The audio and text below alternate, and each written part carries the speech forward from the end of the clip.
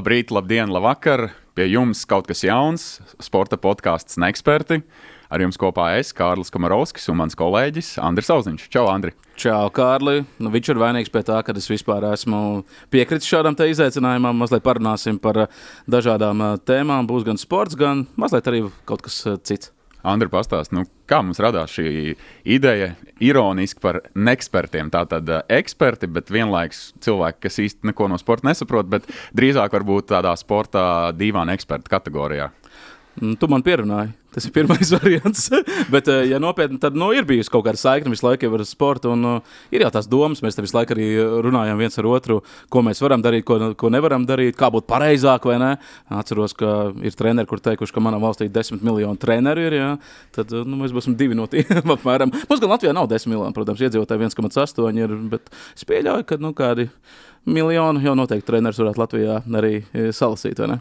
Tu piekritīsi, ka mums vienojošais faktors ir tas, ka mēs praktiski par jebkuru tēmu spējam atrast kopīgu valodu. Varbūt ne kopīgu valodu, bet vienādi sakot, mums ir viedoklis par katru jautājumu. Līdzīgi, es saku, ironizējot par to, ka dīvāni ekspertiem vienmēr ir par ko izteikties, lai gan viņi varbūt vispār neko nesaprot un varbūt pat arī neprot kaut kādā minētajā. Vai arī viņi ir aizmiguši uz dīvānu šādi, vai ne? Bet tāpat viņi saprot labāk. Viņiem vienmēr ir viedoklis, un tas ir arī mums. Bet, Andri, pastāst, kāda ir tava saistība ar sportu? Kā tu vispār esi ienācis sporta pasaulē un kāpēc sports tev vispār kā tāds aizrauja? Nē, tas jau ir tāds stāsts, kur, man liekas, ka daudz varbūt jau ir dzirdējuši klasiskais stāsts, ka tur bērnībā vienkārši seko līdzi ļoti daudz sportam līmē, tur sporta avīžu izgriezumus, ja, ko varbūt jaunā paudze vairs nedarīs, jo avīzes vairs nav tik ļoti populāras, un tad tur vienkārši dabīgi turpini sekot tam līdz tu pieaudz un saproti, ka, zini, kas ir, šitais varētu būt arī mans darbs, un tā tu arī turpini apmēram. Okay. Nē, man bija tā, ka es ar 2004. gadu sāku praktiski sekot līdz sportam. Tas bija Eiropas čempionāts, kad Latvijas futbola izlase iekļuva vēsturē. Tu redzēji, kā mēs iekļuvām viņai? Es arī redzēju, jā, 2003. Es mācījos 3. klasē, bet es atceros ļoti spilgti to maču, kā mēs kvalificējāmies Eiropas čempionāta fināla turnīram. Un tas tāds īpašs brīdis. Lūk, un no tā brīža es sāku tā aktīvāk sekot līdz sportam. 2004. gada Eiropas čempionāts.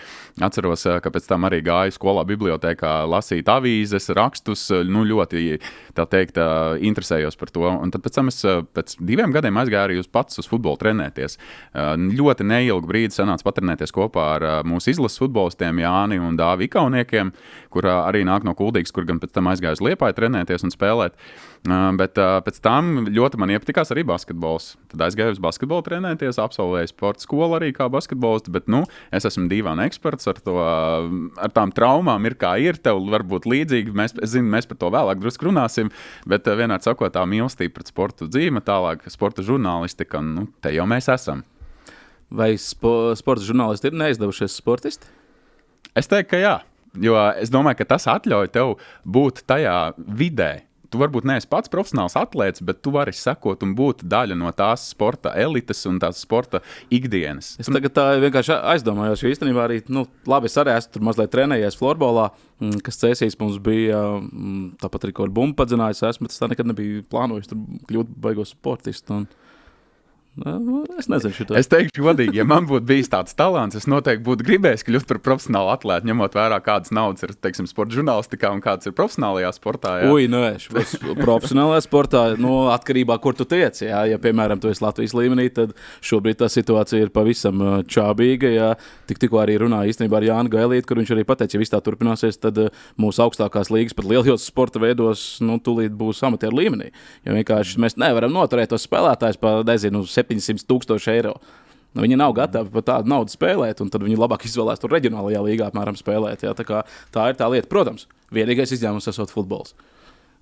Futbolā naudas ir lielas, to mēs zinām arī to skatā Latvijā. Varbūt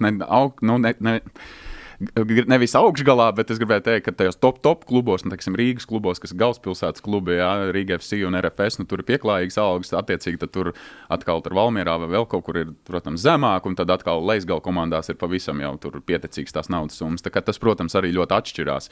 Arī, teiksim, tādā Latvijas futbola saimniecībā naudas līmeņi, tā teikt, tās algas arī ļoti drastiski atšķirās.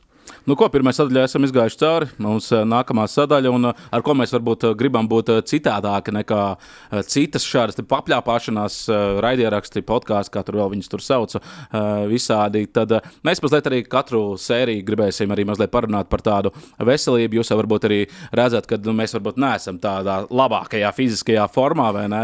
Un tad arī pastāstīsim mūsu pieredzi. Nebūs tā, ka mēs te solīsim, ka mēs tūdaļ te nometīsim lieko svaru, bet mēs pasakosim līdzi, kas ar mums notiek un kas nenotiek. Kārli, kādas tev ir problēmas? Nē, es zinu, ka daudz mentāla problēma, bet kādas tev tādas fiziskas? Nē, jāsaka jau ar to, ka aplis arī ir forma, jā. Tas tā ironizējot, jā, bet muguras traumas dēļ man ir bijis, restīvi nācies drusku sporta nolikt malā. Pirms gada izbīdīja muguras skrienolu spēlējot basketbolu, tad tam sekoja pusgada nespēlēšana, pusgada rehabilitācija. Tātad, ja tu nevari kustēties, ja tev atņem sirdslietu, tev varbūt kaut kāds emocionālais stress, kaut kāda emocionāla ēšana, apaļ man vajadzīņi ir, tā teikt, ziemas riepstas esmu uzlicis, gatavojoties ziemas sezonai ironizējot, bet, it kā es esmu MyFitness, tagad treniņu zāles, abonementu nopirktas, pāris reizes biju uz grupu treniņiem, ļoti jaudīgi, teikšu tā, nav viegli izturēt, bet, jā, tāds šobrīd ir man tas stāsts, ka īstenībā traumas dēļ tā sportošana tā stipri iepauzēta. Kā ar tevi? Man diezgan līdzīgi, man mazliet vienkāršāk, man gluži nav muguras skriemelis, bet man ir 3 trūces, un arī tur ir tā, ka ļoti daudz ko es nedrīkst darīt, tur ārstenisko vingrošanu un tādas lietas, bet kā jau parastiem cilvēkiem vienmēr ir tā, ka tu to dari tad, kad tev sāp. Tad, kad tu sāc just, ka tev tā mugura sāk sāpēt, tad tu paņem un tā kārtīgi pavingro, un tad, kad tev kļūst labāk, to muskuļus es mazliet nostiprinās, tad jau viss ir kārtībā, kāpēc vingrot, vai ne? Tā es domāju, ka arī ļoti daudziem, kuriem ir līdzīgas problēmas, tad, bet pats galvenais, tu vismaz saproti, ka tu basketbolu spēlējot uz skriemeli izbīdīji. Es tā arī īsti nesaprotu, no kurienes man tās trūces ir, jo es pirms tam, tur florbolu jauniešu gados paspēlēju, pēc tam ap 16. gadu es sāku tā nopietni skriet. 2 maratonus es treniņos noskrējis tā, tīri sev, un varbūt tas skriešanas. Es tiešām nezinu, bet, diemžēl, situācija ir tāda. Skriešana noteikti varētu būt, bet, zini, lai dabūtu traumu, nevajag jau ļoti daudz. Tev pietiek nepareizi pacelt kaut ko, piemēram, malkas bluķi, piemēram, skaldot malku un viss, un tev var veidoties trūcis. Tā kā protams, mēs te neviens neesam medicīnas eksperti, mēs arī tādu statusu absolūti sev arī negribam piedēvēt, bet man vismaz liekas, ka traumās var diezgan vienkārši iedzīvoties. Brīžam pat tik ļoti neveiklās situācijās. Man pašam bijis, ka es vienkārši izmežģu potīti, ka vienkārši bedrē iekāpjot. Piemēram, tad jau man, Kārli, tagad tev stāsts, kā es pirmo reizi vispār sajūtu, kad man kaut kas ar muguru nav labi. Tas bija no rīta agrumā, kaut kādi 7:00 no rīta, savu vecāko dēlu ģērbu uz bērndārzu, un viņš kaut kā negribēja iet uz to bērndārzu. Un tad kombinzona bija tā kā puslīdz viņam gandrīz uzvilcis, viņš tā kā noliec no manis nost, tā kā bija jau pusi novilcis to kombinzonu, un es viņu beigu prom vienkārši. Un es viņu tā kā ķēru. Un tas arī viss tāds. Paliec, kaut kas nav labi. Un tad es to dienu kaut kā izvilku, bet tur bija šausmīgi traki īstenībā, un tad pēc kaut kādām 3 dienām, es 3 dienas nevarēju īsti piecelties no gultas, un tad sāc staigāt, ka paliek labāk. Labi, kaut ko sastiep varbūt, ļoti labi. Pēc tam, pēc kaut kādām 2 nedēļām atkal līdzīga situācija, ka tu vienkārši fiziski nevari paiet. Tad neko, tad gan ātri pieteicos uz, kā to sauc, magnētisko rezonanci, un tur uzreiz arī pēc tam viss slikti. Pirmie vārdi, ko viņš pateica, viss slikti. Viņš, man liekas, teica toreiz, nekā laba te nav to klīnikā toreiz.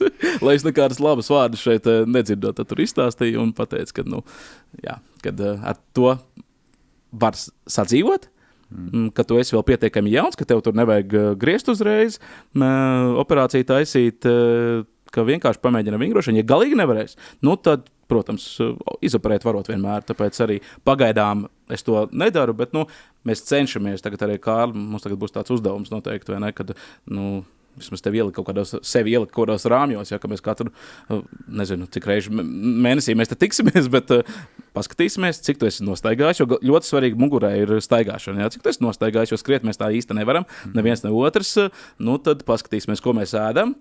Varbūt arī varēsim palielīties, cik kilogrami ir nomesti. Un tad uzvarētājs ciela viņu lielo apētīs pēc tam. Nē, es jokoju. Uzvarētājs varētu, es nezinu, man jau nav sporta zāles abonements, tu jau esi man soli priekšā, jā. Tad varētu vienkārši tā, ka nākamā mēneša abonementu varbūt apmaksā, jā, bet tad man vēl ir jāatrod. Nu labi, solis priekšā tādā ziņā, ka es esmu reāli vienkārši naudu iztērējis. Tas, ka es tur bijis varbūt 5 reizes, tas ir cits atkal stāsts, jā.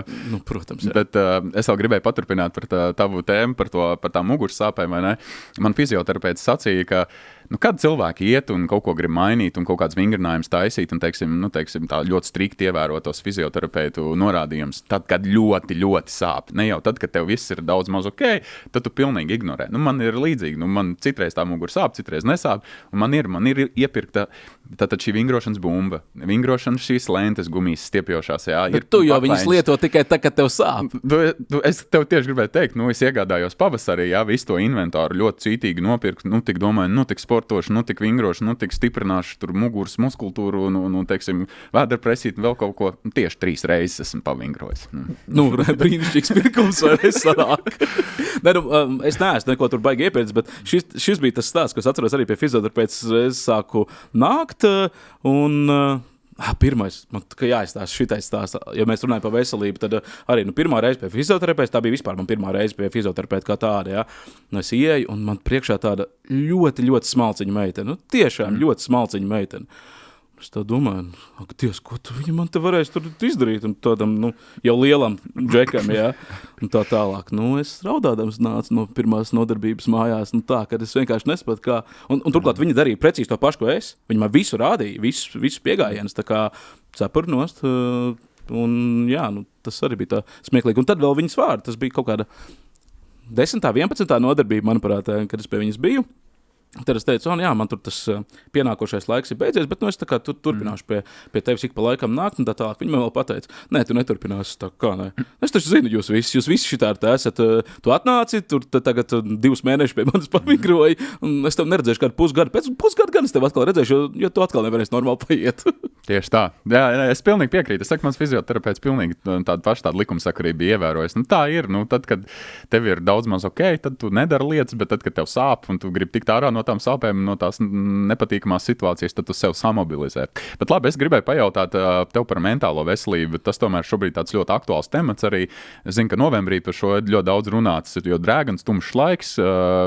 Kā tev liekas, cik tas šobrīd ir svarīgi un vai tas ir nenormāli aktuāls temats mūsdienās vispār kā tāds?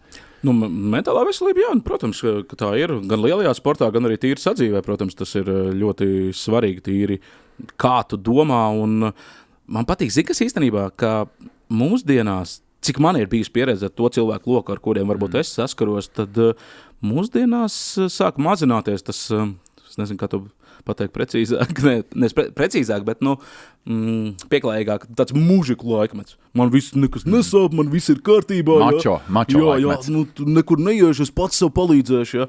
Tagad cilvēki var parunāties par kaut kādām tēmām, ja viņas kaut kas nomāc, un mēs bieži neaizdomājamies, ka varbūt kaut kāda lieta, kas mums nesenāk sadzīvē, ka tas varbūt nav fizisko sāpju dēļ, bet tas tīri tev varbūt mentāli kaut kur ir kaut kāds klikšķis nostrādājis, ka nē, un viss. Tev neliekas, vismaz tāds, gatavojoties raidījumu, es tā domāju par šo tematu, un man liekas, ka tā informācija tehnoloģija laikmeta ietekme ir tik ļoti liela, ka tas ļoti tādu spriedzi tevī rada, jo arī tas informācijas daudzums, kas iziet caur tavu galvu, teiksim, tādā nedēļas griezumā, tas ir nenormāli daudz. Tur ir, ja tu esi ikdienā sportā iekšā par 100%, visi tie sportveidi, visi informācija, visas intervijas, visu noskatīties, noklausīties, izlasīt, apskatīt, Twitteris, YouTubes, Instagrams, TikToks. Piekrīt, ka mēs slīkstam tajā informācijas apjomā, līdz ar to mums vienkārši cietais disks pārdeg, un līdz ar to kaut kādas problēmas arī rodās. Vajag SSD tad nopirkt.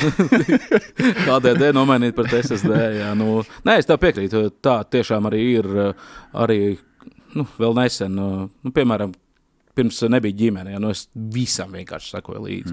Bija tā, ka vienkārši es zināju visu, kas notiek gan Latvijas, gan pasaules sportā, varbūt mazāk tur, teiksim, pa amerikāņu sporta veidiem, pa beisbolu, amerikāņu futbolu, nekad tā beigi neesmu interesējies, tīri tā virspusēji, bet visam, tad sāk parādīties tās bērni, ģimene, tu pārvācies, nepietiek vairs laika visam. Galīgi nepietiek, un Bet tas visas lietas ir interesants īstenībā, kas tagad ir man ļoti patīk īstenībā. Šī jaunā vide, kad ir visi tie TikToki un Instagrami un podkāsti. Mums pat Latvijā ir kādi 7 sporta podkāsti, pat varbūt vairāk. Un es pat ik pa laikam, neteiksim visus, bet lielāko daļu arī cenšos kaut kādā veidā brīvā brīdī noklausīties, vai tur mašīnā jābraucot vai kaut kā tā, bet visam izsakot, es nezinu, kas būtu jādara, tad vienkārši tad no darba jāiet prom, ir visu laiku jāklausās, lai tu zinātu tiešām visu no katra aspekta, ko katrs ir izdomājis un kā pasniedzis. Es tāpēc saku, mēs dzīvojam laikmatā, ka tev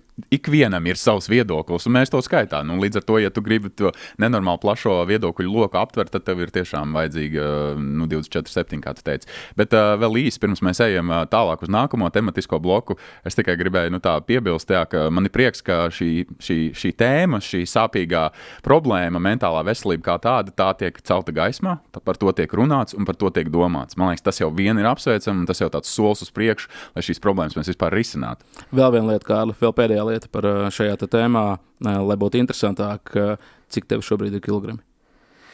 Nē, esmu svēries, bet kaut kāda 115 varētu būt.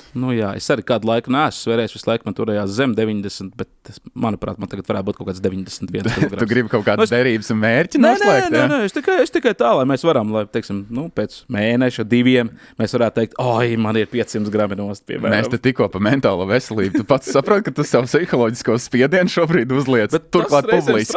Bet tas reizēm strādā. Līdzīgi kā sportistiem, vai ne? Citreiz nokritizē publiski un uzreiz cits sniegums. Ja tu redzi kaut kādu mērķi, tad varbūt arī ir kaut kāda jēga, bet tas tāds atskaites punktiņš. Kā jau es arī minēju, mēs tad nesāksim diētas ieturēt un tā tālāk. Vienkārši pasakosim līdz, kas ar mums notiek, un tas arī viss. Tieši tā. Protams, tātad mēs esam dīvaini eksperti, mums ir viedoklis par daudziem jautājumiem, un mēs gribam arī vispirms sākt ar pašmāju sportu, ar mūsu sporta dārziņu, un šobrīd ļoti aktuāla tēma ir futbols. Ja tas ir sporta karalis kaut kādā mērā. Par Latvijas futbola izlasi gribu ar tevi, Andri, parunāt. Mūsu sniegums nāciju līgā vērtējums pozitīvi, negatīvi, apmierinoši. Manā karjerā ir viens neizšķirts, ko es esmu komentējis. Tu redzēji, es tev sūtīju TikTok, ka cilvēks sūdzās, ka kurš tu komentē, nav neviens sūdzos. Tas ir tik labi, jo, manuprāt, daudzi nemaz nezinu un neatcerās apkaunojošākais zaudējums, pēc kā atlaida Aleksandru Starkovu, atceries? San Marino. Pareizi es saku? Nē, tā bija Malta. Malta, okay. Pret Maltu mēs spēlējām izbraukumu spēli, un es toreiz to spēli arī komentēju. Tas gan nebija Latvijas televīzijā, tas bija citur, un es to spēli komentēju. Un tagad šis cikls, un mums ir, kamēr es komentēju, bija viens punkts izcīnīts par neizšķirtu Fēru salās, un pa visu ciklu, protams, es piekritīšu, atkal atkārtošos, varbūt, ko daudz citi saka, ka var redzēt uzlabojums spēlē, spēlētāji cenšas spēlēt vairāk ar bumbu un tā tālāk, bet citaiši Andreja Cigaņa, ko es viņu runāju tieši pirms pēdējās spēles, tad viņš teica, ir jau forši, ka mēs to visu darām, bet paskatieties tabulā, punktu jau nav, jā.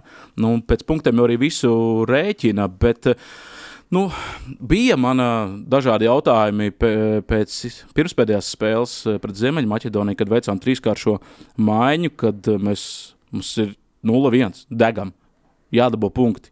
Un mēs uzlaižam laukumā tādus futbolistus, kuriem stiprā puse ir aizsardzība, tiešām bumbas atņemšana un tā tālāk. Tajā brīdī tieši pēc spēles arī bija tāds manām uzvilkts varbūt, ka vienkārši nesapratu, kāpēc, bet pēc tam tu sāc painteresēties, tam ir ļoti stiprs sasitums, tas ir saslimis, un tā tālāk, lai gan Gutkauskas, gan Uldričs bija, un šitā un tad tu sāc saprast, paskatoties to rezervītas soliņu, atzini, kas ir. Nikolotā jau nebija daudz variantu. Viņam reāli nebija daudz variantu. Tur no tādiem uzbrukuma plānu spēlētājiem tur nebija neviena uz soliņa, ja tev nav neviena, tad tev nav no kā izvēlēties, Bet visumā, tāpat vecā dziesma, punkti mums ir 4, viena uzvar pret Fērsalām, viens neizšķirt pret Fērsalām. Kas būtu pietiekami, lai vismaz 3. mēs būtu, bet Fērs paņēma un sagādāja pārsteigumu, ja Armēņas uzvarēja. Nezinu, vai to var nosaukt par pozitīvu. Es teiktu, ka nē. Arī tas gaidāmais punktu skaits, Nikolato sagaidāmais punktu skaits, ko arī rēķina, ir krietni zem tas vidējās līnijas. Es nezinu, man tāds pārdoms par to, ka mums tie futbolisti ir tas resurss ir ļoti ierobežots, tie ir tik, cik tie ir, un arī, te kliedz jau komentāros atlaist Nikolato, un pirmkārt, man liekas, tik ārkārtīgi muļķīgi, cik tad mēs tos trenerus bieži mainīsim, LFF tik turpinās maksāt kompensācijas vienu pēc otras, pagaidiet, atļaujiet cilvēkam pastrādāt kaut kādu laiku, tas ir arguments numur 1. Otrakārt, labi, mēs piemēram provizoriski vai hipotētiski runājot, mēs atlaižam Nikolato, tad mēs Mauriņo ņemam. Kurš tad būs tas mūsu Messi, kurš būs tas mūsu glābējs, kurš pēkšņi atnāks un to rezultātu mums iedos? Ne jau treneris laukumā spēlē un sit vārds. Pirmkārt, ne jau treneris spēlē laukumā, bet arī tad, kad vēl pirms Nikolato iecēla, tur bija 4 kandidāti. Tur bija Zviedrs Andersons, bija Papšunts, bija Nikolato un 4. es tagad aizmirsu. Moros varbūt nebija. Es vairs neatceros, bet bija. Bet, saprāt, tu paskatoties uz tiem kandidātiem, tev uzreiz jau ir skaidrs, tas būs Nikolato. Jo Papšunam toreiz bija super sezona Čenkustovā, kur Gutkovskis spēlēja, viņš reāli gribēja turpināt klubu karjeru, viņam pat tajā laikā bija ļoti naudīgi piedāvājumi no Azerbaidžānas, kuri var maksāt, 3 reizes vairāk nekā Latvijas Futbola Federācija, un turklāt viņš bija pateicis, ka viņš vairāk tas to klubu karjeru koncentrējās, Andersons, arī treneris ļoti dārgs, manuprāt. Otrakārt, tas treneris ne īpaši gribēja visu laiku būt šeit, Latvijā vērot spēlētājs, vērot virslīgu un tā tālāk. Tur nebija citu variantu. Tas, principā, bija vienīgais pieejamais. Tas, ka LFF tur nopludināja kaut kādu informāciju, tos 4 kandidātus un šitā te. Es arī kandidātu sarakstā varu iekļaut Mauriņu, Guardiolu, un tā tālāk. Arī Fergusonu var jau kurš pensijā iekļaut, bet vai viņš ir reāls kandidāts vai nav? Es saku, tur jau uzreiz varēja saprast, ka Nikolato būs. Viņš gan nebija, protams, manējais favorīts, jo viņš principā bija vienīgais pieejamais. Strādājam ar to, kas ir, un Nikolato, kas man patīk dažu spēlētāju darbībās, ka tā spēlēšana bumbu ir iedvesusi tādu pārliecību, kas ir mīnusiņš izlasēs vispār. Tev ir ļoti maz laika. Tu nevari tur 7 dienās, kur reizēm ir 2 spēles, tas nozīmē, ka, principā, tur ir pusotra diena, kad to spēlētāji var pasādāt. Tu jau nevari viņu iemācīt spēlēt futbolu, Tev tur vienkārši psiholoģiski, ka viņu ir jārīkojās, jāspēlē un tā tālāk, un es, piemēram, redzēju to pašu Saveļevu, tam puikam, čalim jau īstenībā, jau labākajā vecumā futbolistu, viņam ar pārliecību ir viss kārtībā. Ja vēl nesen varējām redzēt, ka tur Jānis Ikaunieks pārliecināts par sevi, viņam super sezona, tad Saveļeva darbības arī ir ļoti labas. Un kāpēc tādas darbības ir tagad no viņa? Viņš pirms tam atceramies bija Rīga FC.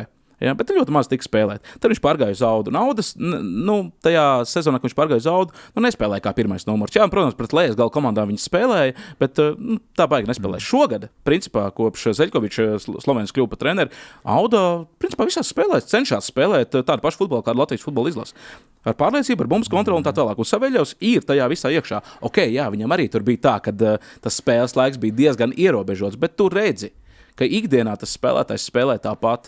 Un, kā jau teicu, ja tu ikdienā nespēlē klubā kaut kādā līdzīgā manierē, kad ar to bumbas kontroli, tad tu nevari prasīt izlasēt, Džeki tagad spēlējat, Bet tu piekritīs, ka beidzot izlase spēlē futbolu. Nav noparkojama autobusu, viena tālā piespēle uz centru uzbrucēju, un tagad gaidām, mums būs moments vai standarts vai vēl kaut kas. Vai uz 2 centru uzbrucējiem, kā viena brīdi bija, vai ne? Kāda kombinācija izspēle, mums ir ātri pārēja no aizsardzības uzbrukumā. Man ļoti patīk tas dinamiskais futbols, kas dažos mačos tika rādīts. Es piekrītu Andrim Rihartam, ka mēs nevienā brīdī, nevienā spēlē visas 90 minūtes nespējām tādā līmenī aizvadīt, ka katrā spēlē bija kaut kāda nogriežņa, kas bija labi, kas bija kvalitatīvi, bet nevarējām mēs nosēdāmies visos mačos, līdz ar to arī tas rezultāts. Un es piekritīšu Nikolato, kurš sacīja, ka tie punkti tabulā varbūt neatbilst tai spēļu gaitām, respektīvi, ka tomēr būtu gribējies, ka tie punkti būtu nedaudz vairāk, jo tādā saturiskajā ziņā mēs rādījām kvalitatīvu sniegumu, bet, protams, kas sportā ir noteicošais rezultāts. Ja nav rezultāti, tad ir šeit vieta diskusijām, cik tad veiksmīgs tas cikls bija un kāds bija Nikolato darbs, debija pieaugušo izlašu vadībā. Bet es labāk skatos šādu futbolu, kur mēs cenšamies, nekā to tavu autobusu, kur iespējams būtu mums nevis 4, bet varbūt 6 punkti vai pat varbūt 7, bet par to arī esam daudzus pēdējos gados runājuši, ka tādā veidā mēs neattīstīsim savus spēlētājus. Bet par Nikolato vēl, viņam tas līgums ir vēl līdz nākamā gada 30. novembrim, tā kā principā gadu. Viņam ir līgums, un kā jau tu teici, tagad atlaist Nikolato, nē. Mēs taču atlaidām Dainu Kazakeviču un kompensāciju maksājām, Stojanoviču atlaidām, kompensāciju maksājām, Stārkovu atlaidām, kompensāciju maksājām. Cik var, cik es zinu, cik es esmu informēts, tad Danim Kazakevičam tikko beidzās, šis kompensācijas izmaksas, un viņš drīkst strādāt. Viņš ir atkal atsācis strādāt Jelgavā, futbola klubā Viola, tur labi darbojoties ar bērniem, un ir pieaugums bērniem, un viss ir atkal kārtībā. Tā kā Dainu arī mēs gaidām atpakaļ lielajā futbolā. Lai gan LFF ir, tad Latvijas Futbola Federācija ir bagātākā sporta federācija Latvijā, tomēr tā kasa tik ļoti patukšot ar šo kompensāciju maksāšanu, man liekas, tas tā diezgan neloģiski. To turpināt darīt. Zin, kas, ieguldīt mēs varbūt varam jauniešu sportā un futbolā. Jā, ko arī daži cilvēki teica, ne jau tikai tās kompensācijas patukšojas to kasi. Atceramies, cik mums gadi pagājuši. Mums ir pagājuši, pāris gadi jau ir pagājuši, ka visa valde ir atalgota ar labām summām. Jā. Tur arī aiziet, cik es sapratu, ap 1 miljonu gadā. Jā. Tā kā arī tur ir patukšota tā kāse Latvijas Futbola Federācijai. Labi, mēs jau esam aizpļāpājušies, jādodas tālāk. Nedaudz grib parunāt par RFS veiksmīgo. Atkal futbols. Jā, futbols mums pagaidām dominē, bet mēs runāsim arī par citiem sporta veidiem. Lūdzu, klausītāji, skatītāji, nestraucieties. RFS sniegums Eiropas līgā, vai tas tev ir pārsteigums, cik īstenībā saturīgu un kvalitatīvu spēli viņi rāda šajā, otrajā UEFA pēc spēka klubu turnīrā? Jā, man ir reāli ir pārsteigums.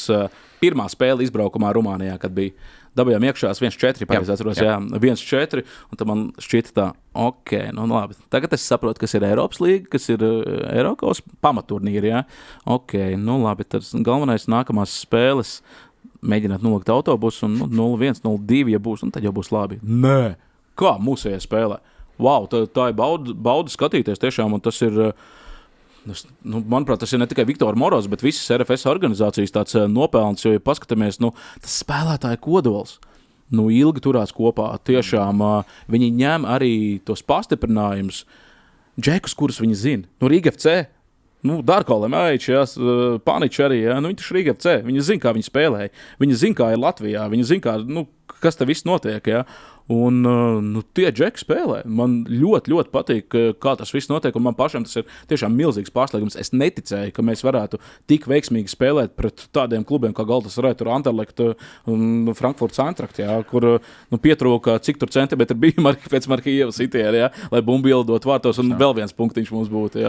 Kosmos. Es domāju, ka RFS tās labais piemērs, ko nozīmē gudra finanšu pārvaldība. Teiksim, kā Mārs Verpakovskis ir šo sastāvu uzbūvējis kopā ar Viktoru Morozu un treneru kolektīvu. Tas nenozīmē, ka tev vajag 10, 15 miljonus vai pat vēl vairāk naudas, lai tu kvalitatīvu un konkrēti spējīgu sastāvu uzbūvētu. Šis kodols ir turas kopā jau vairākas sezonas, un arī to skaitā galvenais treneris Viktors Morozs, kur, man liekas, šobrīd ir top Latvijas treneris, vai ne? Un tas rāda arī un dod to rezultātu. Un man prieks, ka tas futbols arī, ko viņi laukumā rāda, tas ir ar cīņas spāru, ar enerģiju, ar tādu sportisko nekaunību. Tad nebūs, piemēram, piemērs pret Galatasaray, 0-2. Parasti klasiska futbola domāšana Latvijā būtu, skaidrs, nosēžamies un dabūjam iekšā vēl 2 gols. Tā vietā mēs izlīdzinām fantastisku rezultātu. Vispār tā spēle un tās emocijas, ko šobrīd RFS mums dod, futbola līdzjutējiem, vispār sporta līdzjutējiem, man liekas, tas ir kaut kas fantastisks, un paldies viņiem par to. Un es ceru, ka šis pelnrašķīsts stāsts vēl nav beidzies, ka tie atlikušie mači, ka tie arī būs tikpat kvalitatīvi, kā tu teici, arī pret Eintracht. Tur nedaudz pietrūka, un tur arī būtu punkts. Tātad mums jau ir 2 punkti pret Anderlecht. Arī saturīga spēle, fantastisks, emocionāli izrauts pašā kompensācijas laika beigās, praktiski pēdējo momentu izrauts punkts, par galu tas izrauts punkts. Es ar nepacietību gaidu, kā šis stāsts turpināsies. Es tieši, mans nākamais jautājums, kā šis stāsts turpināsies, ja pasties RFS, tad tā līknīte bija konferenču līga, tad mazliet kritumiņš, ja viņi finišēja 3. virslīgā, un tagad ir vispār kosmosa Eiropas līga. Maģiskā sezona. Jā, maģiskā sezona. Kā Ikalnieks teica. Man ir arī ļoti liela interese, cik ilgi tas turpināsies. Jābūt kaut kādam kritumam. Es neticu, ka var visu laiku uz augšu. Jābūt kaut kad kritumam, un arī Viktora Moroza virzienā tas ir tā. Es ceru, ka tā nebūs, bet ir bijuši tādi daudz varianti arī Eiropas futbolā, kā ir visi ideāli, visi skaisti, un tad kaut kas vairs nesanāk. Un tad ļoti bieži šie treneri, kur tieši māk plānveidīgi ļoti strādāt, viņi ļoti bieži ir apjukuši. Viņi nesaprot, kas notiek. Tu gribi teikt, ka RFS ir savā veidā mūs izlutinājuši ar saviem sasniegumiem? Noteikti. Tu domā, ka būs pēc tam tāda vilšanās kaut kādā brīdī, ka kaut kādas lietas varbūt neizdosies? Nu, varētu tā būt. Turklāt vēl jau nav teikts, ka Viktors Morozs vēl paliek. Tur jau pēc šādiem rezultātiem es pieļauju, ka vajadzētu būt arī, cik es zinu, ir arī kaut kāda interese no ārzemju klubiem, vai te ir tālāks ārzemes vai tuvāks. Turklāt pats Viktors intervijās ir teicis, ka viņš labprāt pamēģinātu šo ārzemju izaicinājumu. Jā, tur jau tā lieta, un tāpēc arī, piemēram, pa Viktoru, ja mēs runājam vēl piesienamies iepriekšējā tēmā par Latvijas izlasi, tad mēs varam, manuprāt, vēl kādu brīdi aizmirst par Viktoru Morozu, kā izlases treneri. Viņam ir ambīcijas klubu futbolā viennozīmīgi, jā. Un pēc tam, varbūt mēs varam cerēt uz Viktoru Morozu, ka viņš arī varētu Latvijas izlasi trenēt. Bet, par RFS ir tā, ka man patīk. Es domāju, ka viņu niknākie konkurenti Riga FC daļai varbūt arī priecājās. Viņi tomēr Rigai FC arī svarīgi, ka RFS savāc tos reitingu punktus UEFA un tā tālāk, bet tajā pašā laikā grauž nagus. Kāds tā var būt, ka mums ir lielāks budžets, bet viņi ir čempioni, viņi spēlē labāk un kaut kā mums tas neiet tik labi. Un tā ir tā plānveidība, kad Riga FC tā plānveidība ir bijusi ļoti nosacīta. Sevišķi ar treneriem visiem, un spēlētāji tur vienkārši fantastiski ir, bet kaut kā neiet tik labi kā RFS. Mums tās sarunas tik kvalitatīvi raisās uz priekšu un laiks rit uz priekšu nenormāli ātriem soļiem. Pāriesim no kājbumbas uz groza bumbu. Tātad Latvijas basketbola izlase šajā nedēļā, respektīvi piekdienā, aizvadīs mājas spēli pret Beļģiju, pēc tam izbraukumā pēc 3 dienām pret to pašu Beļģiju. Ar kādām sajūtām tu gaidi basketbola izlases atgriešanos un šīs spēles? Vai tas ir tikai formāli, jo mēs esam kā Eiropas čempionāta fināla turnīra rīkotāju valsts? Mēs esam garantējuši vietu, neatkarīgi no sportiskajiem rezultātiem.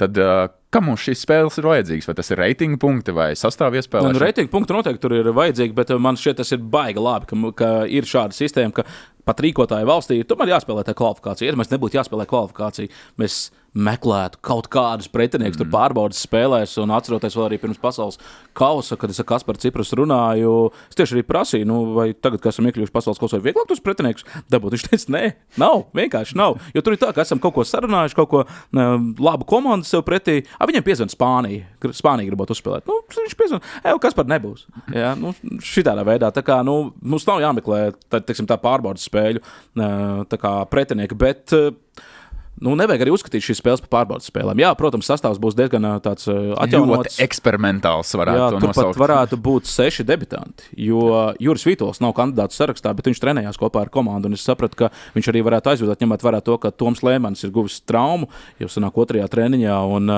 ka arī Juris Vītols varētu debitēt valstsvienībā, Latvijas-Igaunijas līgas spēlētāji daudzi, bet man patīk vēl aizvien Luka Banki nebūs ar komandu, jā, viņam ir tur Eirolīgā spēle. Tātad Jānim Gailītim debija, kā izlases galvenajiem treneriem. Viņš gan ir vietas izpildītājs šajā gadījumā. Bet gan Jānis, gan arī Artūrs Visockis Rubens. Viņi tur sarunājuši, ka viena spēle viens, otra spēle otrs būs. Un tur Artūrs jau trenējoties kā labāk krēslu, pamest zem pakaļas Jānim, lai ārtāk būtu apsēsties kā dēlīt un kā pareizo flomasteru tur izvilkt ārā. Jā, tā tie ir arī Artūra vārdi. Bet tā gaisota man patīk. Vēl aizvien arī bez Lukas Banki, Jānis Gailīts, tas ir cilvēks basketbols, arī Artūrs Visockis Rubens, viņi dzīvo tajā basketbolā, un tu redzi, ka viņi ar to savu attieksmi, to savu priekšzīmi rāda priekšzīmi tiem debitantiem, kur vēl nav bijuši izlasē. Kā šeit ir, kā šeit būs, kāda ir sistēma, ko mēs darām, kā mēs darām, kāpēc mēs vispār to darām. Ja?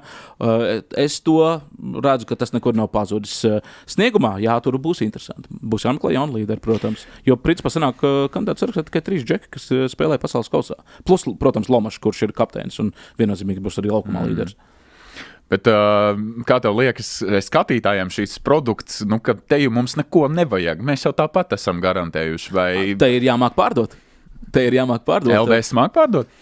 Es domāju, ka, ja tu man jautā, es teiktu, ka māk. Pēdējos gadus ļoti māk, tiešām, jo pat, kad mums nav bijuši tādi lielākie pretinieki, arēna pilna, jā, un viņi māk pārdot. Es domāju, ka viņi tiešām māk. Viņi viena no labākajām federācijām tiešām, kura māk pārdot, un viena no labākajām federācijām, kura māk piesaistīt daudz sponsorus, kuri varbūt tur ļoti liels summas nemaksā, bet viņi ir daudz, un tas viss ir ok. Manuprāt, ka tur viņi māk to darīt. Man papētot to sastāvu, man liekas, ko mēs varēsim likt pretī. Mums daudz debitantu, vai ne? Bet man liekas, ka no otras puses šī ir, man liekas, fantastiski iespēja šiem spēlētājiem, kas klauvē pie izlases durvīm. Lūdzu, šeit ir lielā skatuve, ej un pierādi sevi. Un pasaki, un ar saviem darbiem, ka tu esi labāks varbūt no kāda, kas ir esošā sākuma sastāvu kodola spēlētājiem, ka tu vari aizlikt to kāju priekšā, ka tev ir tā meistarība, ka tev ir šīs, teiksim, tāda spiediena izturība, ka tu vari uz šīs lielās skatuves varbūt parādīt savas labākās kvalitātes. Man liekas, ka tā ir lieliski iespēja. Jā, mums varbūt sastāvs nav labākais, bet man liekas, tā ir iespēja tiem čaļiem, kuriem ir šī iespēja dota sevi pierādīt izlases līmenī. Tur ir tiešām arī spēlētāji, kuri var to darīt, un man priecē, ka ir tik daudz vietējā čempionātā spēlētāji, tas arī to prestižu mazliet mūsu vietējai līgai pieliek klāt. Vienīgais, kas īsti man nav skaidrs, es arī atklāt sakot, neesmu nevienam baigi prasījis, tad Blumbergs, kas spēlē Galatasaray Turcijas līgā, viņam pēdējās spēles ļoti labas bijuši vispār sezonu, manuprāt, ļoti, ļoti solīdi viņam ir bijusi.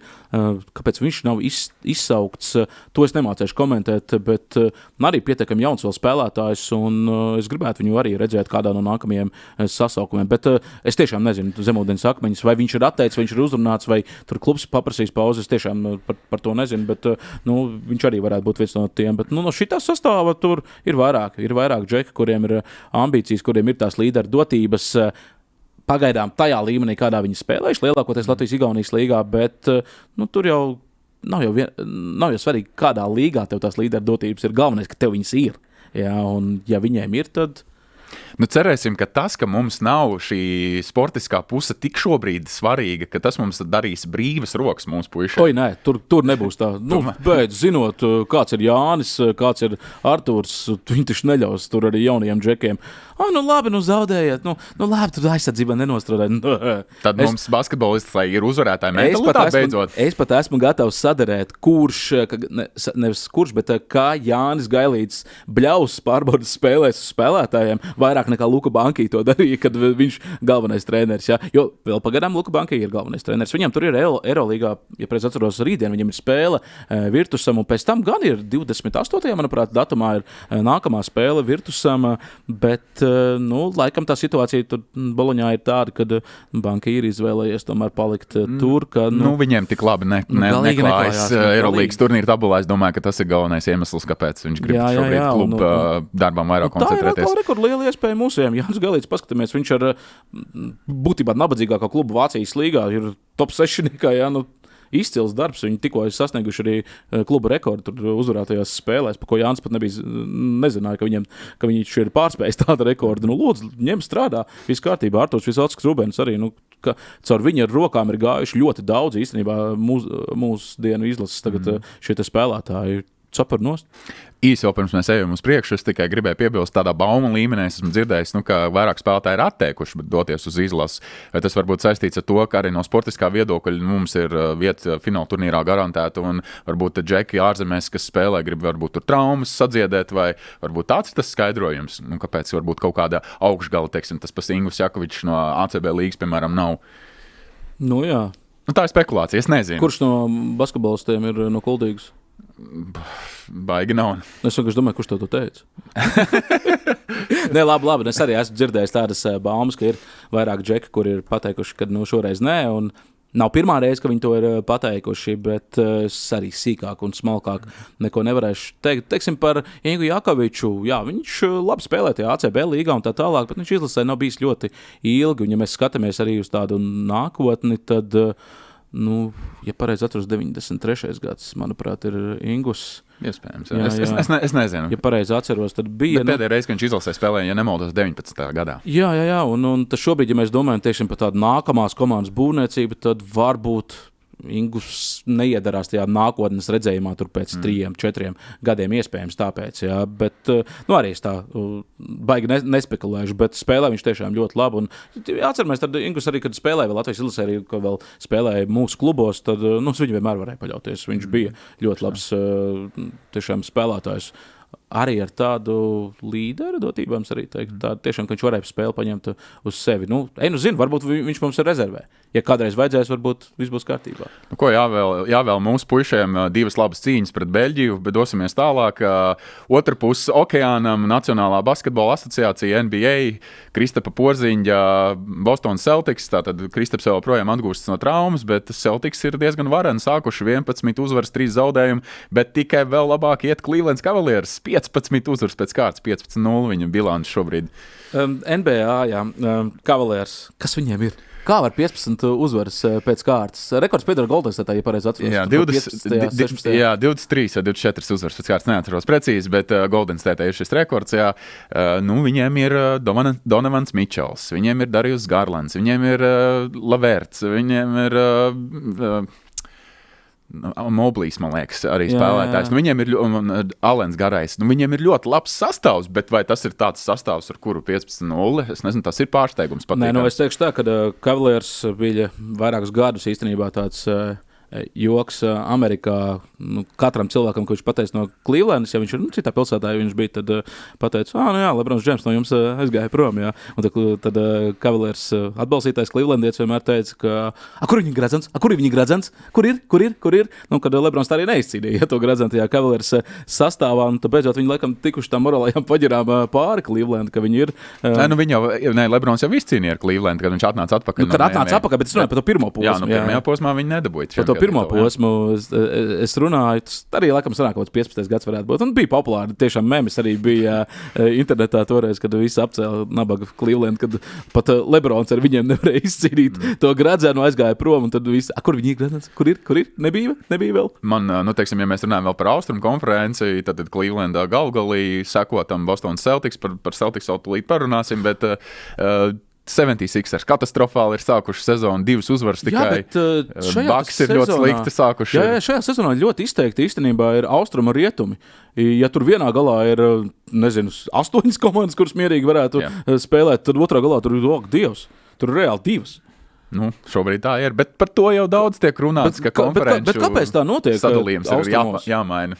Es to nemāku komentēt. Daudz arī vienkārši talantīgākie spēlētāji izvēlas rietumu konferences komandas. Piemēram, tas pats Lakers komanda šogad ir ļoti labi sākus ar jauno galveno treneru J.J. Rediku, kas bija pats izcils. Kā tu Bronijam Džeimsam iet? Es redzēju, ka viņš 2 punktus bija iemetis. Tika marketings uztaisīts, tēvs ar dēlu oficiāli NBA uzspēlēja kopā. Jā, tas ir Džeims vecākā šis lielais mērķis, tas ir sasniegts, vai tā sadarbība viņam ar dēlu turpināsies laukumā, es nezinu. Ne, bet par to konferenču sadalījumu, ka tur austrumi šogad izskatās diezgan draņķīgi, vai ne? Jā. Tas ir tā, es to īsti nespēju, jo mēs paskatāmies, tad 80% vispār Amerikas iedzīvotāji dzīvo tieši austrumu daļā, un principā lielākā daļa pilsētu lielo, ir austrumu daļā, tur lielās pilsētas rietumos sanāk Teksasā ir 3, un tad Kalifornijā vēl ir, bet tas jau arī viss. Kāpēc? Kādā sakarā austrumi tagad ir tik vāji kļuvušas tā īsti? Man nav īsti izskaidrojumi. NBA līga, man liekas, tādā ziņā ir. Detroit drosmīgi vēl uzlēja. Ak, Dievs. Bet skaties, man liekas, NBA tāda ir atvērta inovācijām. Taču play-in turnīrs tagad ir NBA kauss 2. sezonu tiks aizvadīts. Man liekas, ka viņi ir tāda ļoti progresīva līga, kas nav tik ļoti konservatīva. Viņi tomēr meklē kaut kāds formāta risinājums. Es tev varu izstāstīt, ka, piemēram, ja mēs paskatāmies, tad vidējais sporta skatītājs diezgan strauji noveco. Tieši rietumu pasaulē. Mēs arī, jā. Mēs arī, jā. Tajā skatā noveco, un visas līgas viņas nenormāli cīnās par jaunajiem cilvēkiem, jā. Piemēram, man arī paziņa ir Anglijas Premjerlīgā viena no mediju cilvēkiem un vispār marketinga cilvēkiem, tad viņi arī teica, ka mēs reāli uz Anglijas tirgu vispār nestrādājam. Mēs strādājam tikai uz TikTokiem, YouTube'iem un tā tālāk, lai dabūtu no ārzemēm jaunos skatītājus. Un, ja mēs skatāmies profesionālās līgas un dažādas citas organizācijas, tad NBA un UFC tās ir 2 izteikti labākās, kuras ir spējušas paņemt jaunos cilvēkus. pārējām līgām tas vidējais līdzjutēju vecums, auditorijas vecums, kas viņus vēro, paliek ar vienu vecāks. Un NBA tas ir tā burvju nūjiņa, ko tu saka, ka viņi nebaidās inovācijas dažādas ieviest visu laiku, lai to jaunieti piesaistītu. Protams, daudz ko dod arī pats basketbols, ja, kas ir tomēr liela augstākās raudzes. Augstākās raudzes un arī ielu kultūra. Tā ir tomēr diezgan nopietna tīri Amerikā, un tur vienmēr būs skatītājs. Bet tas, ka viņi dabū tik daudz jaunos cilvēkus un palielina, tas ir wow. Tur labi tiešām atkal var teikt, ka strādā. Tāpat kā UFC, jā, arī ļoti labi viņi pastrādājuši tieši ar jaunu auditoriju. Varbūt kopējos skaitļos viņi nav tik milzīgi, jā, bet uz jaunās auditorijas skaitļiem tajos pētījumos pirms kādiem 2 gadiem, cik skatījos, tur ir ļoti labā situācijā tieši UFC un NBA. Pārējām līgām gan. Atgriežoties pie sporta. F1 vēl. F1 arī dabūjuši beigu uzrāvienu kopš amerikāņu Netflixā viņi parādīja kopš amerikāņu pārņēma to visu marketingu un tā tālāk. Arī tur ir ļoti liels uzlabojums. Tas ties. Vēl atgriežoties pie sportiskajiem aspektiem, Bostonas Celtics bez Kristapa Porziņa, manuprāt, ļoti pārliecinoši izskatās. Vispār nav pārsteigumu. Absolūti nav pārsteigums. Kristaps nav, komanda turpina vienkārši taisnā līnijā uz uzvaru takas, uz pārliecību, bet vai viņiem izdosies atkārtot titulu? Tas man māca šaubas, jo es uzskatu, ka Porziņš ir atslēgas spēlētājs tieši. Pagaid, bet viņš taču tūlīt būs apakaļ. Viņi rekord labi iet, viņi play-offā būs tāpat ar vai bez Kristapa. Tāpat tur būs. Un augšgalā būs. Tur jau tā lieta, un Kristaps atgriezīsies. Es ceru, ka tas notiks. Šogad droši vien tas nenotiks. Es domāju, ka tas notiks nākamā gada kaut kādā janvāra vidū, varbūt janvāra beigās. Pēc tās zvaigžņu spēles varētu būt. Tā parasti dara, cik es zinu, vai ne? Skatīsimies, kad viņš atgriezīsies, bet es domāju, ka tur viņi ir galvenie titula pretendenti, viennozīmīgi. Ja Kristaps vēl būs atpakaļ, ja viņš varēs nospēlēt tās atlikušās kādas 40 spēles sezonā un play-offu tādā līmenī, kā Kristaps prot. Es neredzu baigi daudz īstenībā tās variantus, jo tur protams, ka komanda pretinieki ir stipri, bet to, ko Bostona parādīja, būsim godīgi, viņi arī pagājušās play-offos. Cik tad viņi ar Kristapu kopā uzspēlēja? Maz. Ļoti maz uzspēlēja. Notraumējās sērijā pret Heat viņš. Un, ja Kristaps vēl ir klāt, tur viņiem tas sastāvs ir vienkārši fenomenāls. Tur citām komandām, es nezinu, labi, ja Dončičam tur kaut kas uzkrīt, ja viņi atkal tur tiekās acis pret acis, tad kaut ko tur var izdarīt, bet, Dončičam jau arī, cik tā viņam krīt reizēm ir tā, ka tur viens, bet 7 no 27 metieniem, vai 47 ir iemēt. Principā tā kā es, ziedu laikos. Jā, drīz tikai atceries to, ka tu bez pretestības met. Jā, tas gan, jā. Vai es tev drīkst uzdot ķecerīgi jautājumu Porziņas kontekstā? Laikam jau, kad drīkst. Tāpēc mēs tā esam. Ja Kristapam būs laba veselība, vai viņš būs Eiropas čempionāta fināla turnīrā, kas notiks Latvijā? Atkarībā, cik ievilksies svinības NBA titulu. Nē, es domāju, ka viņš mēģinās. Viņš mēģinās tam, cik viņam vēl līgums palika. Viņam ir, man liekas, uz šito sezonu, vēl uz nākamo, ja pareizi atceros. 3 gadu kontraktu viņš parakstīja. Jā, tā kā viņam vēl līgums ir. Ja, tur jau atkal ir interesanti ar to visu FIBAs padarīšanu. Ja viņi iekļauj tajā tur sarakstā, kas ir tie aizsargātie spēlētāji, kur FIBA sēdz daļēji apdrošināšanas maksas. Apdrošināšanas, tad mēs viņu varam redzēt. Ja nē, tad būs krietni pagrūtāk. Es gan domāju, ka viņš tur atkal būs. Mājas čempionāts. Jā, es domāju, tas izsaka visu. Es domāju, ka Kristaps grib. Jā, tur bija peripētīs pamatīgākās to pasaules kausu, kas bija, kas nebija, kā tur viss notika, kāda bija komunikācija, kas, manuprāt, bija lielākais klupšanas akmens, bet es domāju, ka Kristaps grib. Būsim godīgi, cik viņš 17, man liekas, spēles viņš nospēlēs izlasē, vai pat varbūt mazāk. Jā, pēdējo reizi 17. gadā, jā, viņš oficiāls spēles nospēlē. Pēc tam bija vēl pārbaudas spēles, ja pareizi atceros. Un nekas jau tur nav bijis. Un toreiz Kristaps bija jauns, viņam bija 22 gadi toreiz. Jā. Un tagad viņš ir spēka pilnbriedā. Es domāju, ka viņš mēģinās. Es, protams, nesaku, ka jā, bet es domāju, ka viņš mēģinās. Zinot viņu, ka viņam tomēr ir bijušas tās ambīcijas tieši ar izlasi lielajos turnīros, tad es domāju, ka jā.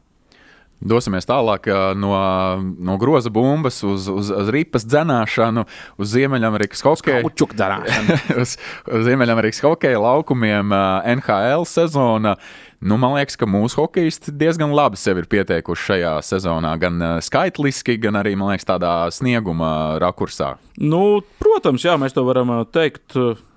Lielākais prieks īstenībā par Elvu Merzlikinu, ka viņš ir atpakaļ, jo tas pēdējais sezonas bija draņķīgs, komanda draņķīga. Komanda baigi labāka nav palikusi īstenībā, bet Elvis spēlē. Un, ja viņš būtu spēcīgākā komandā, es domāju, ka viņam arī tā statistika būtu krietni labāka. Tagad jau arī ļoti zolīti, virs 90%, viņi 90,49, pareizi atceros. Šobrīd tas atvarīto metienu procents ir, tas ir liels prieks. Un arī, protams, prieks par Balīnsku Uvi. Čālis, kurš spēlē vairākumā mums, kad pēdējo reizi bija aizsargs. Sandis Ozoliņš. Ja Uvi liek uzbrukumā Floridas Panthers, tad tas jau vien kaut ko liecina. Pagaid, tiešām, kurš mums NHL no aizsargiem vēl bija, kurš spēlētu vairākumā? Un šobrīd viņš reāli tur dominē tajā vairākumā, principā gandrīz vai pirmā izvēle. Ja klausītājs zina, var komentāros ierakstīt. Jā, es to tagad uzreiz, tiešām Sandis. Tas ir tas, kurš nāk pirmais prātā, pilnīgi noteikti. Jā. Tā arī varētu būt. Tas ir kosmos īstenībā. Un vispār tādu pirmo 2 mājiņu spēlējošie hokeisti, kas mums ir bijuši. Kas bija pēdējais? Girgensons? Varētu teikt, Girgensons bija, bet arī no pāris sezonām, kamēr viņš bija jaunais, kur lika lielās cerības un lika pirmajā maiņā vairākumā. Teds Nolans bija galvenais treneris, tad viņš lika viņu pirmajās maiņās, un laba statistika bija Zemguma, Buffalo. Bet nepietiekami, lai noturētos tās maiņās. Tur jau tā lieta, ka Zemgus ir viens no tiem hokeistiem, pa kuru mēs nevaram teikt, ka nedēļ iespēju, ak Dievs un tā tālāk. Ja viņam ielikt tajā pirmajā maiņā, tad būtu. Zemgus spēlēja, tur bija punkti, bet nebija pietiekami, un tā meistarība varbūt nebija, tas spēles stils nebija pietiekams varbūt, un vispārējais, tad mēs redzam, Zemgus vēl aizvien ir NHL kvalitātes zīme, ties gan viņš ir bez punktiem pagaidām vēl aizvien. Jā, Zemguma jaunais klubs kaut kā pagaidām nav aizrolējis. Jā, bet viņa jau punktus neprasa. Šobrīd viņš ir citur uzdevumi. Jā, viņš ir NHL veterāns, viņam alga ir 850,000, kas ir reāls minimums tāda kalibra spēlētāja, ir tāda pieredze dabūt komandā pa tādu summu. Tur Tampa Bay ir maktan labi pastrādājuši arī īstenībā, un uz viņu tur vispār neko nevar novēlt. Viņš savu darbiņu dara labi, viņš pat izkāvies arī. Tā kā, tur viņš visu tiešām dara. Par vēl citiem, Šilovs, jā. Šilovam tikko bija pirmā uzvara beidzot. Laba spēle, beidzot bija laba spēle. Pirms tam, otrās zvaigznes gods arī mačā. Jā, pirms tam.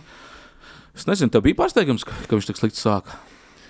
Nedaudz bija, jā. Man likās, ka viņš ir savu kvalitāti tā apliecinājis un ka viņam ir tāda stabilitāte, jau arī NHL, ņemot vērā, ka viņš play-offos pagājušajā gadā sargāja Canucks vārds. Man likās, ka Vancouvers, viņš mūrēs to turpmāko to vārtu vīru pozīciju Vancouvers komandai, bet kaut kas laikam atkal neaizgāja tieši tajā sezonas sākumā. Bet es domāju, ka viņš būs atpakaļ un viņš vēl atgādinās par savām prasmēm. Es neteiktu tā, ka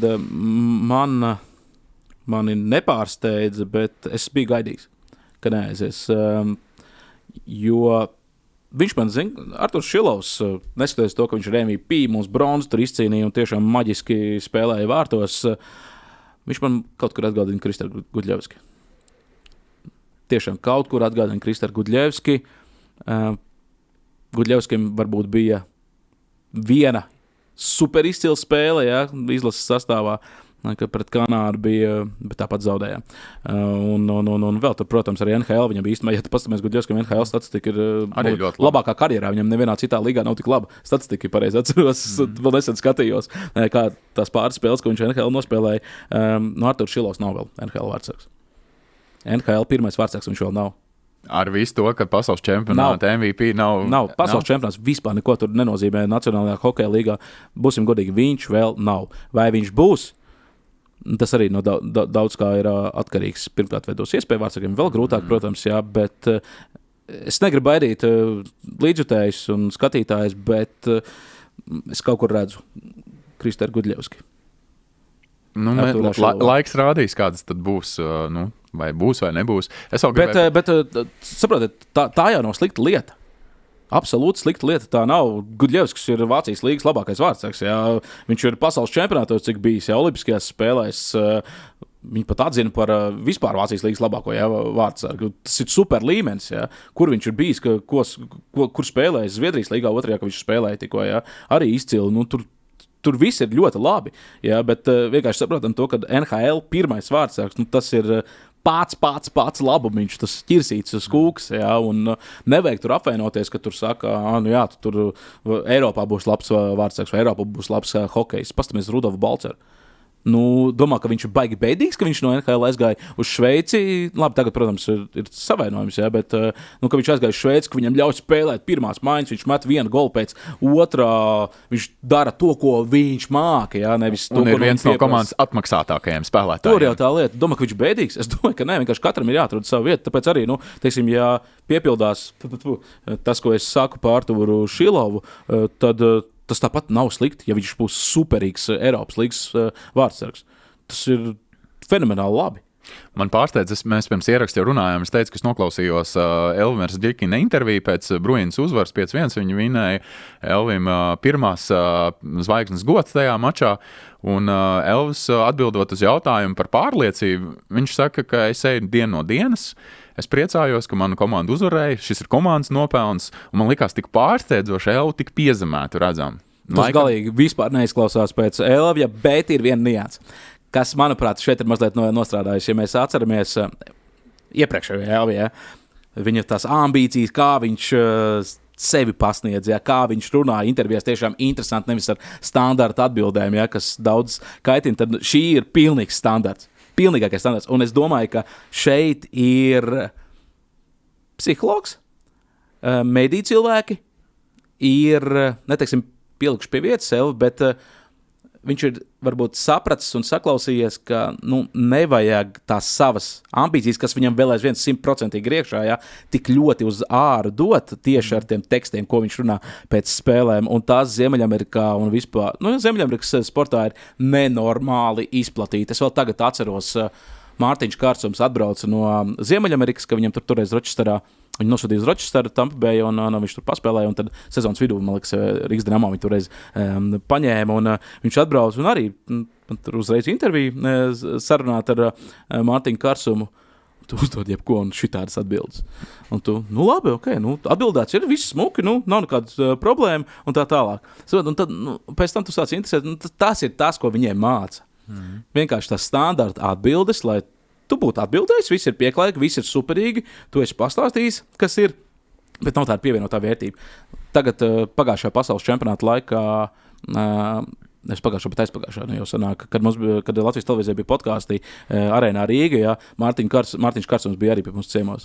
Tur tu paklausies, kā Mārtiņš runā, tur vienkārši, tu vari sēdēt un ar lielām acīm skatīties un baudīt to, ko viņš saka, cik atklāti, cik forši. Un tāds arī bija pēdējos gados arī karjerā, kad interesants cilvēks, superīgi, kad, tas ir tas laiks, vienkārši, kad tu aiziet prom no tā Ziemeļamerikas iemācītā stila, jo visur Ziemeļamerikā, piemēram, hokejā, es par citiem sporta veidiem varbūt nezinu, kad tu sāc spēlēt, piemēram, Kanādas junior līgās, tevi speciāli apmāca mēdīju cilvēki, kā runāt ar mēdījiem, un tad viņi šito visu samācās. Ej, no spēles uz spēli, galvenais ir komandas darbs, es jau neesmu viens, un šitie varianti. Standarta frāzes, principā. Tur jau tā lieta, jā. Neko jau nepasaka. Un Elvim, es domāju, ka šis ir atnācis, ka varbūt tādā veidā tur kluba vadība, tie speciālisti, kas viņi ir strādājuši, ka varbūt ir nonākuši pie secinājuma, ka šādi Elvim būs vieglāk. Jo viņš pats sev neuzliks tādu nāstu, ka es taču tikko visiem pateicu, ka būs tā un tā. Jā. Es tur vezinu tūlīt vedīšu mājās.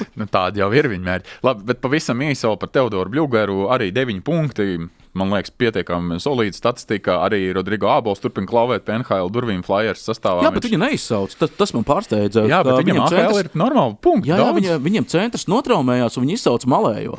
Tad pieredzējuši gan kanādieti, pēc gadiem es neatceros, man liekas, 28 viņam bija, bet es varu kļūdīties. Bet viņi izsauc malējo. Un tas man bija tā, ka, tūlīt Rodrigo būs varianti. Nav, diemžēl, acīm redzot, vēl laikam jāspēlē. Bet tu zini, kāda ir gaļas mašīna, AHL. Gaļas mašīna, jā, bet ja mēs skatāmies Rodrigo Ābolu, kā viņš spēlē, un tikko pieminējot Bļugeru, ar ko Teodors ir labāks par Rodrigo? Reāli. Līdzīgi tipu spēlētāji, es tam piekrītu. Es pat teiktu, ka Rodrigo ir labāks. Ir labāks hokejists. Vienkārši viņš tajā Ziemeļamerikā nav bijis tik ilgi. Ja? Viņš tur toreiz... Zviedrijā viņš ilgs gads. Jā, viņš toreiz Floridā vienreiz parakstīja līgumu. Ja? Tur negribas jau teikt to vārdu, izčakarēja, ritīgi, manuprāt, vismaz, jā, un tad bija superīgs posms visā Zviedrijā, viss labi, jā, bet šobrīd, uz viņiem, pat ja tev ir, Rodrigo, tagad 28 gada, jā, pat ja tu esi tik jau pieredzējis, uz tevi skatās pavisam citādāk, man liekas, kā uz jauno uz viņu skatās, jā, bet, paskatīsimies to, ko viņš dara laukumā, un Rodrigo tur nav vairs ko mācīt. Viņš jau, ir gatavs. Viens no Latvijas izlases līderiem. Ne, labi, ne jau kā, varbūt uzreiz Filadelfijas tur pamatsastāv centrs, jā, bet ja ir trauma, ticiet man, Rodrigo izsauksiet mēslas, viņš nesavārīs laukumā ar to savu pieredzi bagāžu, kas viņam ir vispār hokejā kā tādā, jā. Labi, mums laiks straujiem soļiem iet uz priekšu stundu, jau te jau esam norunājuši. Vēl īsi gribu par tādu sadaļu, kur mēs ar Andri katrs kaut kādā interesantā atgadījumā padalāmies, kas mums liekas tāds nedaudz amizants, varbūt no sporta dzīves. Es jau Andrim pirms ierakstu teicu, ka lasīju Twitterī, jau X platformā par Swindon Town, Anglijas tātad pēc spēka 4. līgas klubu, kur galvenais treneris... Bet tas ir vēl profesionāls. Tas ir profesionāls līmenis. Tātad kluba galvenais treneris Ians Holovejs saka, ka komandai vairāki zaudējumi tāpēc, ka treniņu laukums, kurā viņi trenējas, ir uzcelts virs seniem kapiem. Tad ir vajadzīgs eksorcisms, un tāpēc komandai nevedas ar rezultātiem. Tas tā, kumāram. Es nezinu, kā tu uz to raugies. Tas korelē kaut kā savā starpā. Kāpēc tu viņi tur cēli? Tur bija kapi. Nē, šito es neizprotu. Labi, Anglijā īstenībā ar zemi jau ir diezgan liela problēma. Būsim godīgi, tur dzīvo 60 miljoni cilvēku, bet tā platība ir ļoti maza, jā, salīdzinoši, jā. Var jau būt, ka nebija citur, kur celt un uzcēla. Novembers tomēr veļu mēnesis. Labi, tas tā humoram nedaudz. Angļiem gan ar to saistību nekāda. Bet, tur jau, es nezinu, es šīm lietām skatos mazliet citādāk. Ja tu tici, tad tici, ja netici, tad netici, manuprāt. Kā tev tur var iespēdot? Labi, lai gan otrs puses, zini, kas ir? Mums jāpārbauda viena cita lieta. Andri, kas? Vai tikai kaut kāds Skonto stadions? Nav kaut kur uzcelts, jā? Nē, Latviešiem jau tās āderis ir. Vai tur nav āderis? Vajadzēja būt Akai, bet bija stadions. Jā, varbūt tur āderis ir. Varbūt tāpēc, ne? Bet, labi, tur jau bijuši arī labi laiki. Nav tā, ka nevar jau būt tā, ka tur agrāk nebija āderis un tagad ir, vai ne? Skonķi, kā mēs koficējāmies. Es āderu eksperts beigās. Es saprotu, ka Rīkstīt bija jāiet. Paga, kāds eksperts vispār esi? Labi, joks. Saprotu, ka Rīkstīt tur bija jāiet, un tad tur jūt, kur tā āderi ir, jā, bet jāpastaigā īstenībā pa Skonto stadionu. Bet varbūt tās āderis ir tiešām pārvietojušās kaut kādas zemūtņas. Bet turpinot smieklīgos atgadījumus. Es gribu pateikt, jā, lūdzu, tas pat nav smieklīgs, tas ir super liels sasniegums. San Marino ir C-līgā. San Marino, es jau nezinu, kāds 3 gadus, man liekas, sekoju San Marino tam Twitter kontam, akontam, es nevaru. Lūk, tur cilvēki deg par futbolu. Vienkārši 3. uzvara vispār vēsturē. Viņi ņem un iekļūst C-līgā, tur, kur mēs varam arī nebūt. Izkrist, jā. Un kur Lietuva jau ir izkritusi. Ar 0 punktiem. Jā, Lietuvai nav vairs varianti, viņi spēlēs D-līgā, jā. Jā. Mums te vēl tur spīd pārspēles, bet lietuviešiem iet vēl Lietuviešiem sērs, es īsi vēl... Starp citu, Igauni arī ar 4 punktiem palika. Jā, re. Nē, viņiem vēl jāspēlē. Viņiem šodien, man liekas, ir jāspēlē. Jā, viņiem vēl viena spēle ir. Bet... 19. novembrī mēs ierakstām. Tā kā tā, bet Leiša ir ārā, mēs cīnīsimies pārspēlēs. San Marino ir atpakaļ, un tie prieka kādi tur ir. Tu dieviņu tētīt. Lūk, tāpēc mēs spēlējām futbolu. Vienkārši tu paskaties, un tu redzi, tie džeki nav varbūt super profesionāli. Viņi pa dienu strādā, jā, vakarā trenējās, un viņi gūst vārtus. Oi! Tā ir iedvesmas dzirksts arī mums, Andri. Mēs kā amatieri, dīvāni eksperti, kā arī mēs kaut ko tomēr varbūt vēl varam izdarīt. Labi, mēs pārāk veci, varbūt mēs tomēr ne, bet... Pag, ir vairāk sporta veidi. Kērlings, mierīgi, šautriņas, mierīgi. Kaut kas vēl jāizdomāt, lai 3 varianti, 2 varianti beigas stūri. Dambrets šaks. Labi, tur vajag arī prātu. Tur mēs neesam tik eredīti. Jā, tur nebūs variantu. Var mēģināt, bet nebūs. Ja pašā sākumā var pateikt. Tā kā, jāmēģina. Labi, mums jāliek punkts šodienas sarunai. Paldies tev par mūsu sarunu. Paldies skatītājiem, klausītājiem, ka pieslēdzāties un tiekamies jau nākamajos raidījumos. Atā!